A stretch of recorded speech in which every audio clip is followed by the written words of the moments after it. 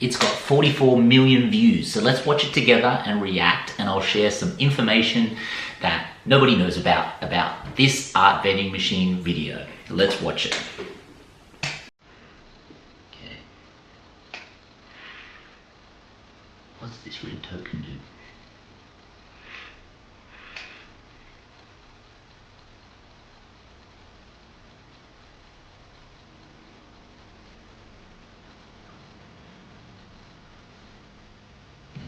The artwork stuff.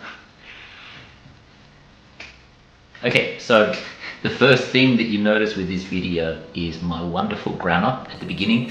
It doesn't really make sense on the title, and I would like to say that I did that on purpose to get people to comment and encourage viewership, because if you do make a spelling mistake in a title, it is a sneaky, tricky way to get people to start talking and start commenting. I didn't do it on purpose. I'm just really bad at English. I only really did well at art in school, and even in year 11 and 12 I did fail art because I didn't submit that on time. So I'm not a very good student, but that is why that is done incorrectly. The red token, a few people have commented that when you put the red token into the slot, it doesn't go all the way in, and that was my error, because the way we designed the coin slot, it's a very narrow window and there's not a lot of room for a lot of coins. So what I had to do is every hour or two, or whenever it would fill up and artworks would go, I had to empty out the coin slot so there was space for the coins to come into the little container. In this instance, when this was filmed, I hadn't emptied it out, so you actually notice when the coin goes in, it goes past the sensor because the light does come on inside the booth, and I'm turn around and I'm aware that somebody's purchased something, but it doesn't go all the way in, so that's why that happens. A few people have said they can't really see the artworks very well. I've got a different one, which is a very small one. Because they're very small and these ones are really, really dark, this is one of the ones that's going to go up on my website soon.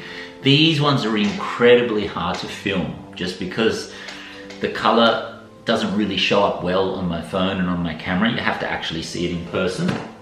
This one here is a little bit easier to see, but because it is a really tiny artwork, you really don't, it doesn't translate as well on camera or on phone as it does in real life.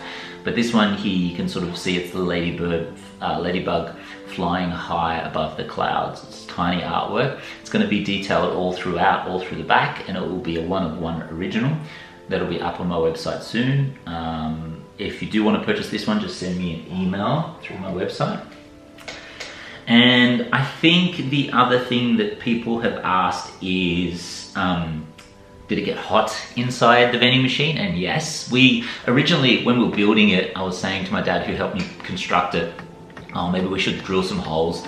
And he says, well, we've got the whole back area open, which we did, but we had it pretty close to the wall. So the first 2-3 days, I was incredibly dehydrated. And at first I thought, oh, I'm exhausted because I'm just painting. But I actually think if I had some really good ventilation at the top, I probably would have been able to do longer hours. I painted non-stop, but I probably would have been more effective in my painting. So if I do another vending machine, which I probably won't do the same thing again, I might do a claw machine or something a little bit different in the future, I'm definitely going to make sure there's proper ventilation. The other question that people have asked, some people have said, what's the point? You can just, one person said you can just put your artworks on a table and just sell them that way. Like, what's the whole gimmicky point of that? I think for the person and the people, not many, there's only a couple of people who have asked a similar sort of question to that. They don't really get the point or the message of the artwork, which is completely fine. And the message or the meaning behind the art vending machine, I have my own interpretation and my own sort of message for it. They're all artworks of tiny ladybugs flying out of the storm, flying out of the forest, flying out of the waves.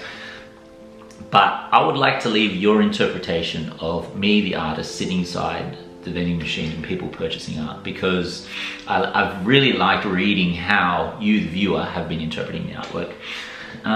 What else have people been asking?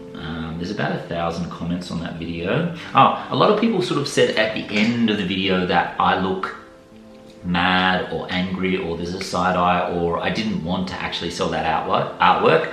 And as much as I love all these different commentaries and responses to, you know, how you guys have interpreted why I sort of look like that, to be honest, it's just, I like to call it my resting art face. And it's just the expression that I make when I'm just thinking about my art. I mean, I just sort of look like I'm angry when really I'm just concentrating and I'm thinking. And I think at that point, when Eleonora was doing the video, I was just sort of in my head thinking about, you know, a million different things at once. And then I realized, oh, wait a minute, she's filming it. So I turn around to smile, and then I think it just cuts off at that last point. So there was a lot of discussion about that, and a lot of people sort of thinking that there was something happening there, when really it was just me being slightly awkward, me being in my own head and forgetting that I am on camera, and forgetting that I should probably be polite and, you know, react. It was a really, really cool event. People loved it. There was so many people there. And it was cool because I was right next to a speaker, which was playing loud music, but I had my really good earphones, which are noise cancelling, so I had my music on loud.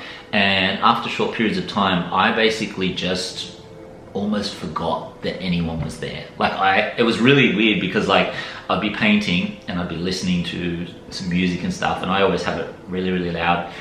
And after 5-10 minutes, I'd be really into what I'm doing, and I'd be just sort of like daydreaming and thinking and in my own little world. And then I would sort of, at the corner of my eye, catch somebody sort of standing there, and I'll be like, oh yes, I'm in a vending machine, there's people watching me paint.